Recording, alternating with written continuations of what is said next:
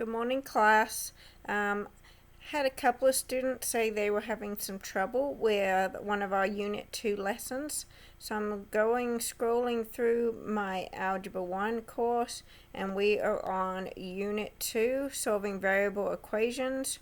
The first section wasn't too bad, but we're going to look at this graphing linear equations in two variables.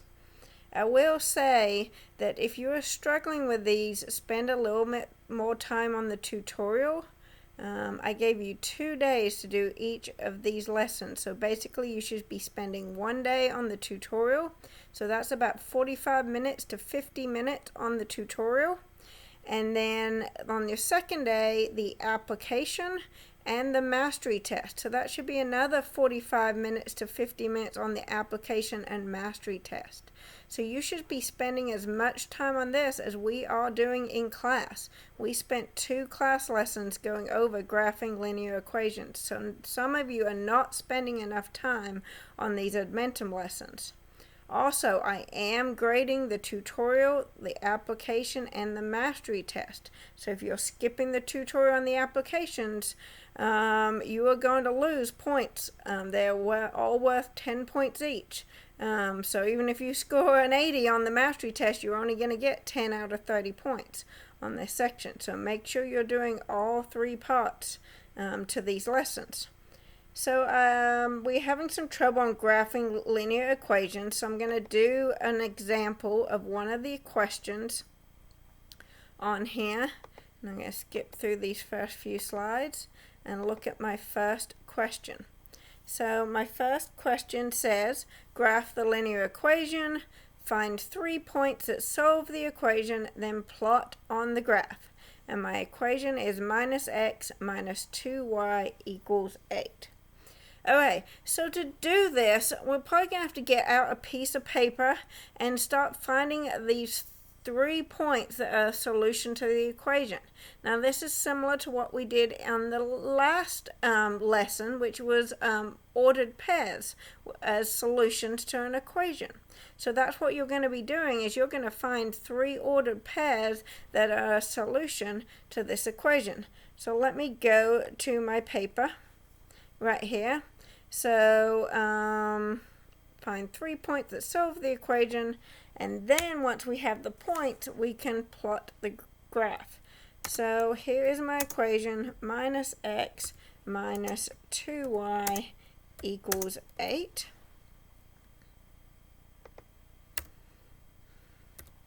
And I'm going to make that a little bit bigger so you can see it a little better. Let's go to 20.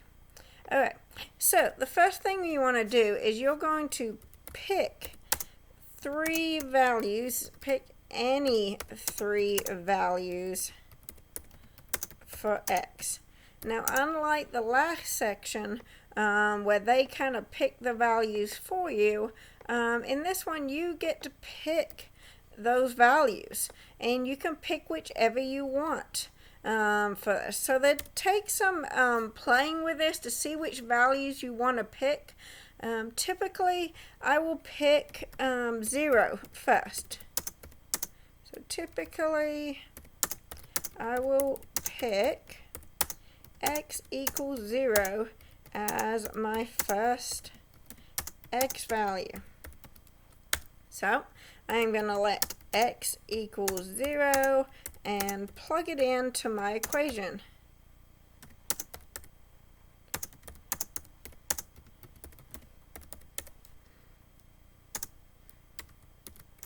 So my equation is minus x minus 2y equals 8. So I would get minus 0.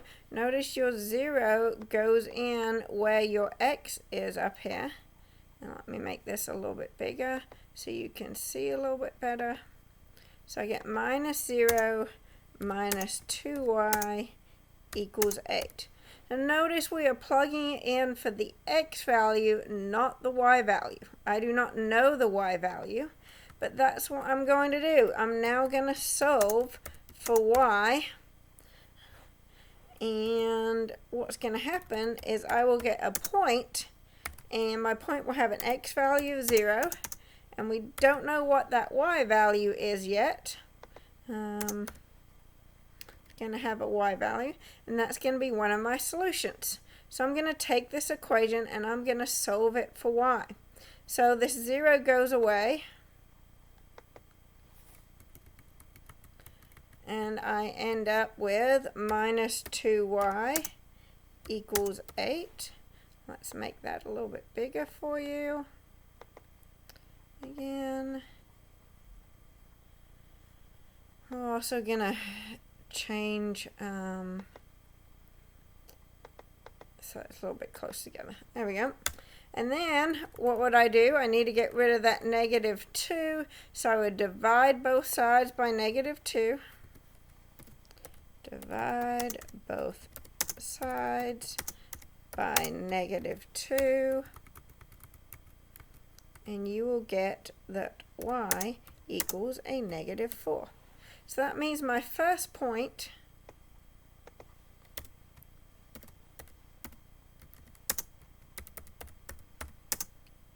that is a solution is, well, the x value is 0 and the y value we just found is negative 4. Okay, then we're going to do this again for 2 other points. Repeat for 2 more values of x.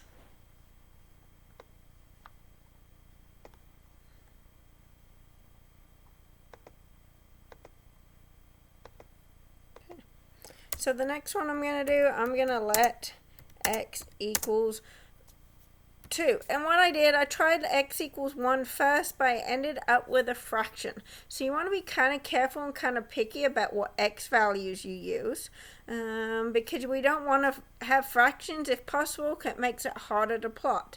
So I'm going to put x equals 2, plug it into my equation, and I'm going to get negative minus 2y equals 8, and I'm going to solve for y.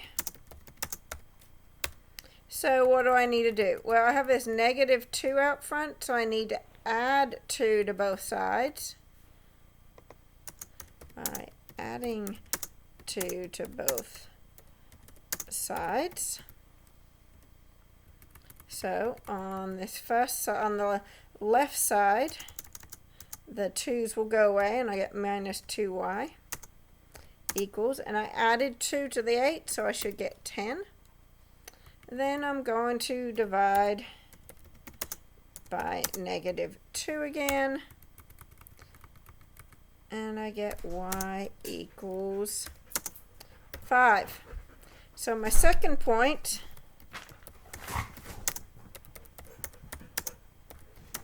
is, what my x value I chose was 2 and my y value is 5. Alright, so now I need to do one more value, so I'm going to let x equals, notice this was kind of high, the y value was 5, oh, it should be negative 5, sorry about that, fix that. Notice negative 5 is pretty high, it's going to come off my graph a little bit, so if I picked 4, this is going to be even higher on there, so I'm going to let x equals a negative 2. And it's often a good idea to pick a negative number for x to see what it does on that side of the graph. So I'm going to plug it in. So I have a negative from the equation, and then my x is negative 2 minus 2y equals 8. And again, I'm going to solve for y. And this time, let's see, that negative 2 right there is going to become a positive 2 minus 2y equals 8. Could 2 negatives become a positive? So instead of adding 2, this time I'm going to subtract 2 from both sides. And you will end up with minus 2y equals, and I'm subtracting 2 from 8, so I'm going to get 6. And then I want to divide by negative 2 again, and I get y equals negative 3. So my third point is -2, comma, -3. So I'm going to list my 3 points again. So I have them all on one page. My first point was 0, comma, -4. My second point was 2, comma, 5, -5. And my third point was -2, comma, -3. And you did not have to select those values for x. You could pick whichever ones you want, but those ones work out well and are easy to graph, which is why I selected those. So now I've done that work to it, I can go back to my equation and plot these 3 points, because I want to show you how to do that. So I'm back on my Edmentum. So my first point was 0, -4. So my x value, remember your x axis is the horizontal one that goes right or left. So 0 would be right here in the middle. See, here's -2, there's 2. So 0 for x would be right here. My y is -4. So I just click right here. Check to make sure you graphed it correctly. They show you the coordinates once you click the point. If you need to move it, you can just click and move that point to wherever you want it to be. So it doesn't matter if you mess up the first time, you can change it. So there's my first point. My next point was 2, -5. So it's going to be right here. My x value was 2, my y was -5, and my third point was -2, -3. So -2 is going to go this way to the left, and -3 is down here. Once you've got all 3 points plotted, notice this done comes up over here in the bottom left of your graph, and you can click on that. When you go over the top of it, that done disappears for some reason. We don't know why. You can still click on it, and it will draw the line through that. And if you did it incorrectly, it will show you that you did it incorrectly and let you try again.